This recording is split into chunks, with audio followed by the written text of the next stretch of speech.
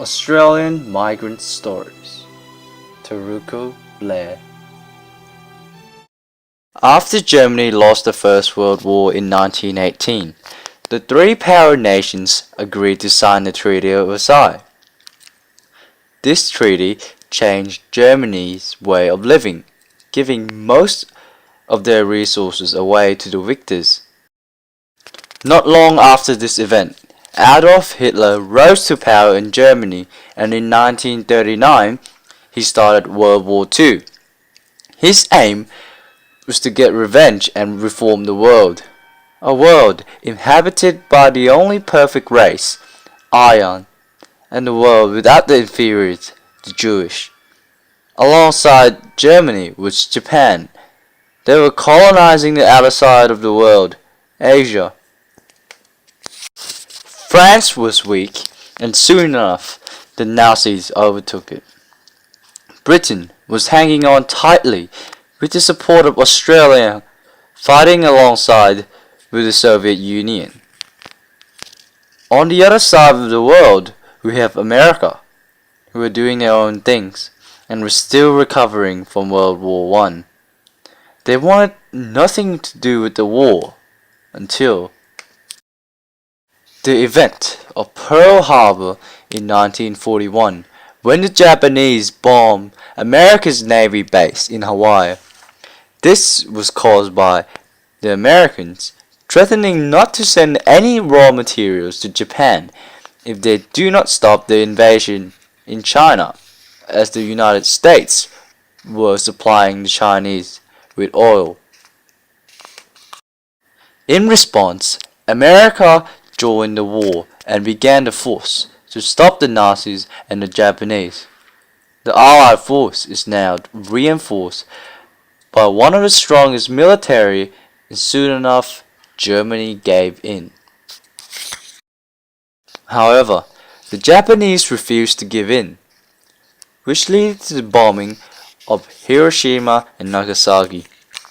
The nuclear bomb was dropped on both of the provinces, killing more than 150,000 citizens. The Americans mentioned that the bomb was dropped to shorten the war, and to this day, this decision still remains controversial. This was the end to the horrible World War II in 1945. The world was in a recovery state. Everyone kept their head down and began restoring the damage that World War II did to their nations.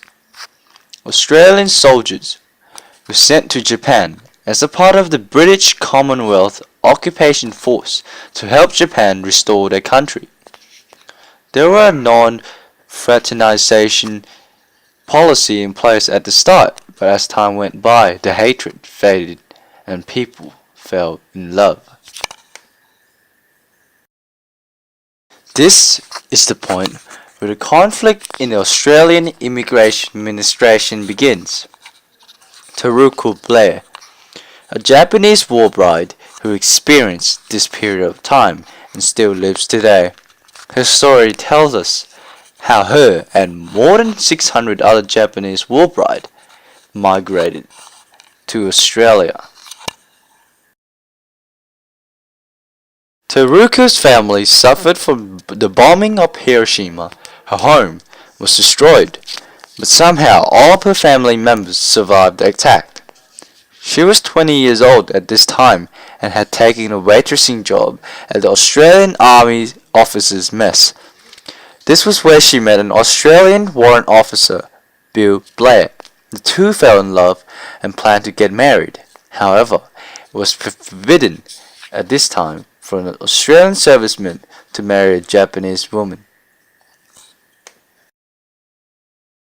She was terrified by the fact that her boyfriend was going to be sent back to Australia one day without her, so she prepared suicidal notes and poison rather than suffering the pain of abandonment.